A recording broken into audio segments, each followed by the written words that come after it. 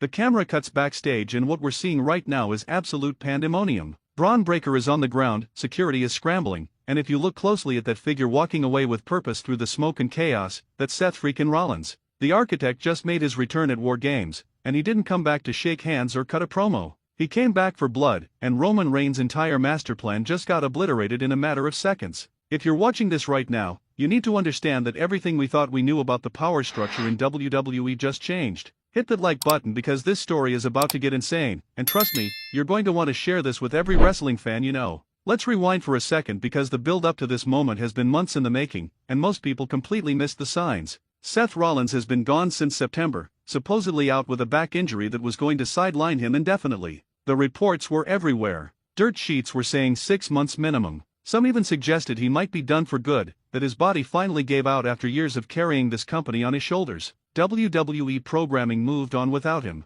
CM Punk took his spot as the top babyface on Raw. The narrative shifted. Everyone forgot about the visionary because that's what WWE wanted us to do. But here's what nobody was talking about, what nobody was connecting. Every single time Roman Reigns appeared on our screens over the past 2 months, every time Paul Heyman cut one of those calculated promos, they were building something. They were assembling pieces on a chessboard that we couldn't fully see. Bron Breakker has been positioned as the future. This man is an absolute specimen, a genetic freak who's been destroying everyone in his path. He's got the look, he's got the intensity, and most importantly, he's got the Steiner lineage running through his veins. WWE has protected him like Fort Knox. His matches are short, brutal, and decisive. He doesn't do 20-minute technical classics. He obliterates opponents in 5 minutes and moves on to the next victim. It's been reported that higher ups see him as the next Goldberg, the next Brock Lesnar, someone who can be built into an unstoppable force that transcends wrestling and becomes a mainstream attraction. Roman Reigns recognized this. The tribal chief, always 10 steps ahead, saw Bron Breakker as the perfect weapon to add to his arsenal.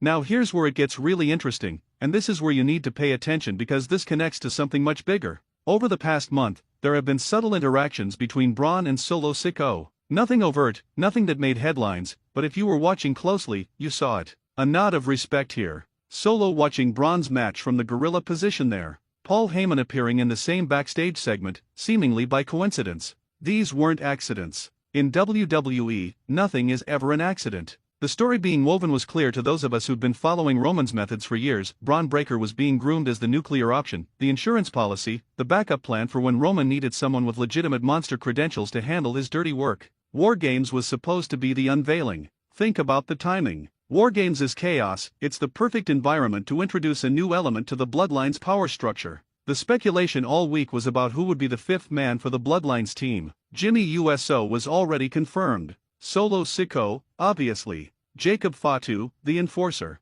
Tama Tonga, the loyal soldier. But that 5th spot? That was the mystery that had everyone talking. The smart money was on Bron Breakker making his allegiance official, stepping into that cage and proving he was ready to stand with the tribal chief, to become the enforcer of the next generation of bloodline dominance. Backstage before the show, everything seemed to be going according to plan. Cameras caught Bron in his gear, warming up, getting loose, throwing those violent shoulder blocks into the padding. He looked focused. He looked ready. This was his moment. The announcers were already planting seeds on commentary, talking about how impressive Bron has been, how he's caught the attention of everyone in the locker room. The narrative was set. And then, in an instant, everything detonated. The footage is shocking. Bron is stretching, his back to the entrance of the training area, and you can hear it first before you see it. That familiar sound, those footsteps with purpose. The camera pans and there he is. Seth Rollins. But this isn't the Seth Rollins we're used to seeing. There's no elaborate entrance gear. No cackling villain energy.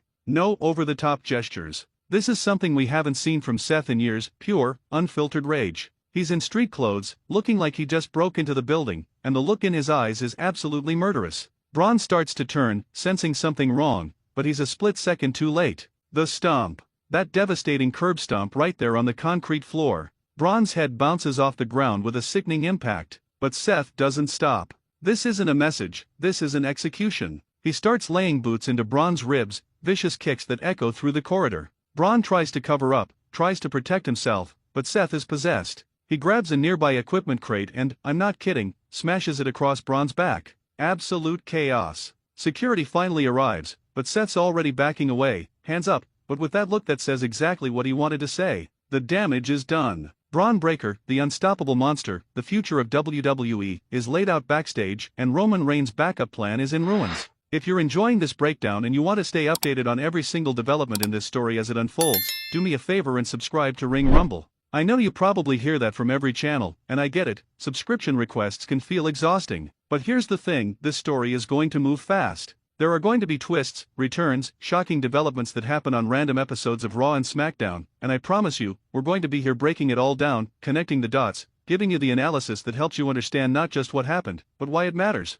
Subscribing just helps you not miss anything, and honestly, it helps us keep doing this. No pressure, but if you're invested in this story like I am, having these videos pop up in your feed might just be worth that one click. Now let's talk about why this return is so significant beyond just the shock value. Seth Rollins and Roman Reigns have the most complicated relationship in modern WWE history. They came up together as brothers in the Shield. They conquered WWE as the most dominant faction of the 2010s. And then they spent years destroying each other. Seth was the one who broke the Shield. He was the architect of its destruction. But over time, as Roman ascended to become the tribal chief, as he built the bloodline into an unstoppable dynasty, Seth became something else. He became the conscience that Roman rejected. Every time Roman went too far, every time the bloodline's actions crossed a line, Seth was there on the other side, representing what Roman could have been if he'd chosen a different path. Their matches have been classics. Their promos have been fire. But more than that, there's a personal animosity there that's very real. Seth has been vocal, in interviews and on programming, about how he doesn't respect what Roman has become. He doesn't respect the manipulation, the family exploitation, the way Roman uses people and discards them. Seth sees himself as the workhorse, the guy who shows up every single night, who puts his body on the line without hiding behind family members or backup plans. Roman, meanwhile, views Seth as bitter, jealous, unable to accept that the tribal chief found a formula for success that doesn't require breaking his body every night. So when reports started circulating that Roman was adding Bron Breakker to his arsenal, that he was building yet another layer of protection around himself, you can imagine how that sat with Seth. Here's Roman, already surrounded by the bloodline, already having backup at every turn, now adding the most physically dominant young star in the company. It's overkill. It's excessive. And for Seth, who's been advocating for months that WWE needs to move past the bloodline stranglehold on the main event scene, this was the final straw. Seth's injury was real, by the way. That wasn't a work. Multiple sources confirmed he was dealing with back issues that needed time to heal. But here's what I think happened. Seth was told he'd need 4 to 6 months. He took 2. He rushed his recovery specifically for this moment. He knew War Games was happening. He knew Roman was making moves. And he made the decision that whatever risk came with coming back early was worth it to prevent the bloodline from becoming even more unstoppable.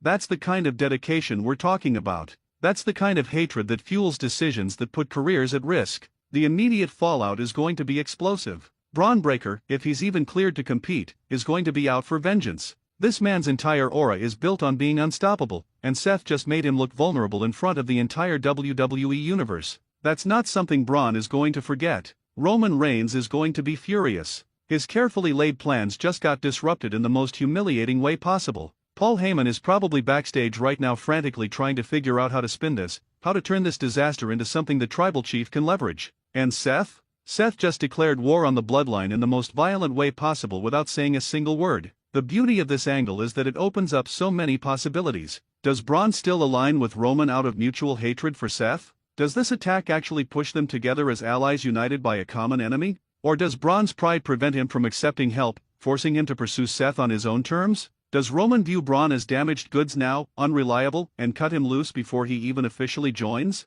These are questions that are going to be answered in the coming weeks, and every answer creates new storylines, new matches, new moments that could define WrestleMania season. And let's talk about the bigger picture here. WWE is in the middle of a transition period.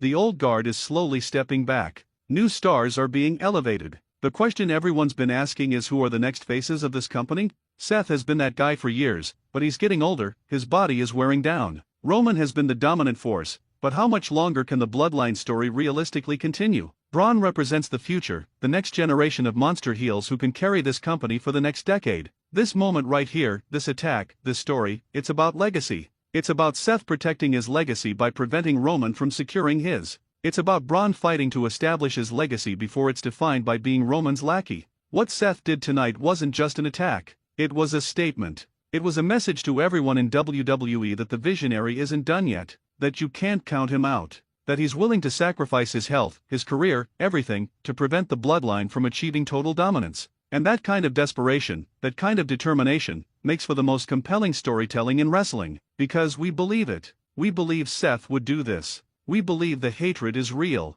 The question now is what happens next. Seth is back, but he came back with a target on his back the size of Texas. Roman has the entire bloodline. Bron, even injured, is still a legitimate threat. Seth is alone. Or is he? One thing we've learned from Seth's career is that he's excellent at making alliances when necessary. Could we see old Shield brothers reunite? Could Seth recruit his own army to combat the bloodline? The possibilities are endless, and that's exactly what makes this return so perfect. So yeah, War Games just got infinitely more interesting. The matches we're about to see, the promos we're about to hear, the confrontations that are coming, they're all going to be must-watch television because Seth Rollins just changed everything. Drop a comment and let me know your thoughts. Do you think Seth made the right call? Is Bron going to destroy him? Is Roman going to retaliate in an even more devastating way? I want to hear your predictions because this story is just getting started, and we're all along for this incredible ride.